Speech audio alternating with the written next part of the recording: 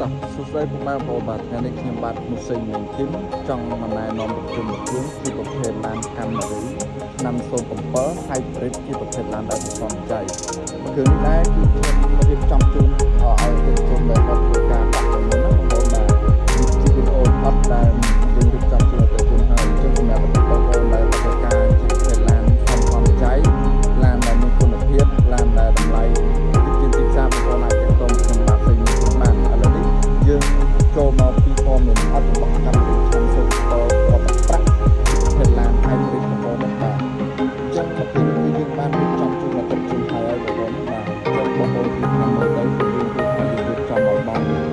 ស្អាតមែនទែនមិនថាឆ្នាំមិនថាក្នុងទេអញ្ចឹងសូមបងប្អូន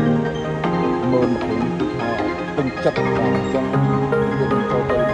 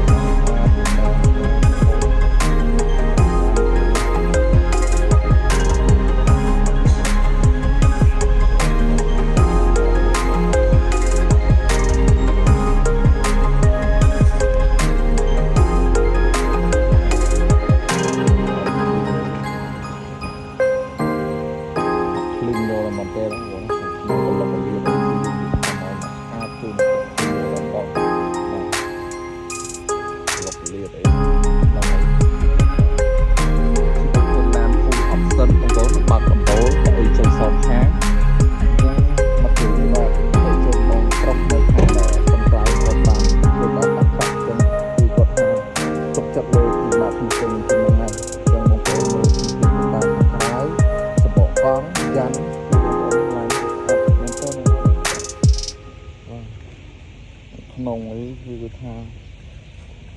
ពេញចិត្តដោកមែនតើបងប្អូនបាទបំពាក់ជាមួយនឹងកម្រាល VIP ពណ៌លឿងបងប្អូនបាទគឺថាថ្មីបងប្អូនបាទដៃចង្កូដៃវារៀងរកតិចតួចគឺមិនទៅបញ្ហាទេហ្នឹងគឺប្រភេទយើងដាក់ស្រោមទឹកបោបាទអូមើលចោះនេះថាក្នុងបាទគឺថាថ្មីយកទៅមែនតើណាបាទ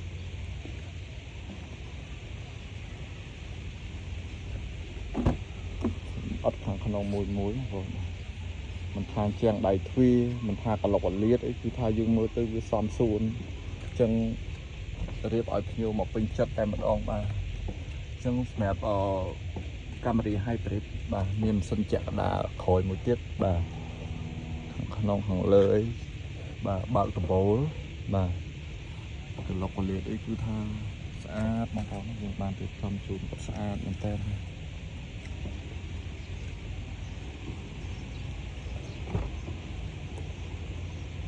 គឺបាទគឺថាស្អាត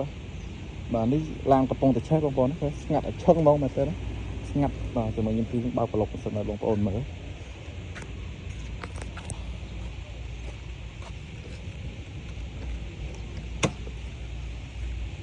បាទមកយកមែនទេណា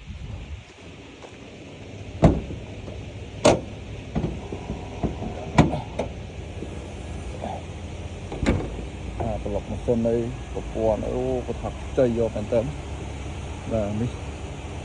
តែយើងរៀបចំហើយបាទគឺថាម៉ាស៊ីនអត់មានសើមគឺថាយើងស្អាតបងប្អូនក្លុកពលាតអីបងប្អូនមើលចៃញ៉ាំមានបុកប៉ះអីទេបាទណាបងប្អូនបាទអញ្ចឹងសម្រាប់អតិថិជនដែលត្រូវការឡានយកទៅប្រើប្រាស់តម្លៃព្រមទីផ្សារហើយគុណភាព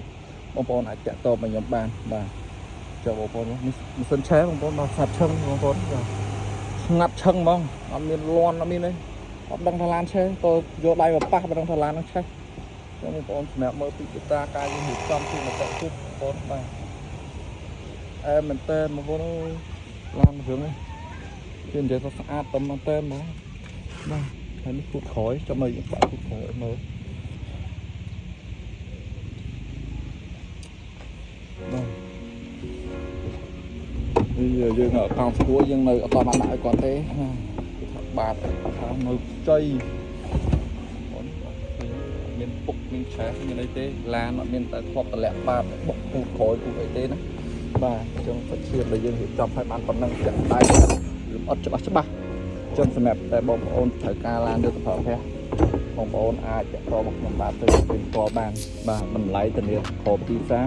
គុណភាពបាទការធានាទៅលើម៉ាស៊ីនប្រអប់លេខខ្ញុំធានាជូន2ខែលើប្រព័ន្ធភ្លើងរត់មានបញ្ហាគឺខ្ញុំ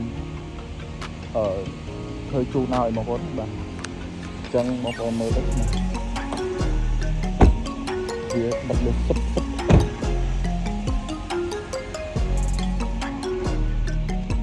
ហួយលេខនៅវាថានៅស្អាតដល់តែហ្នឹងបងបាទបងមើលអែមបាទលេខពីអតភ្នំពេញអាសិត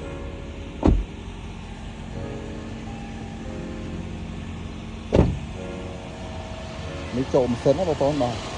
ចូលម៉ាស៊ីនក៏ឆេះស្ងាត់ដែរអត់មានញាក់អត់មានអីទេបាទការលាងម៉ាស៊ីនតើតមានជាងចេះបច្ចេកទេសឬពួកប្រព័ន្ធភ្លើងនេះបើសិនជាជាងគ្មានបទពិសោធន៍ក្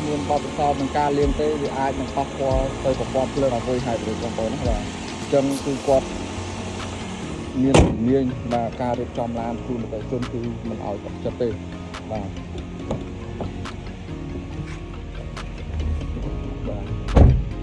ទៅតាមភូមិ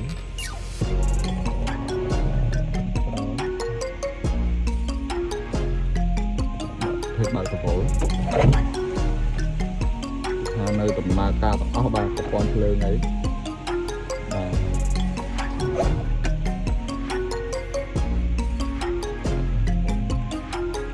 សិនជាក់ឡើងយើងបងបើកដំណើរការ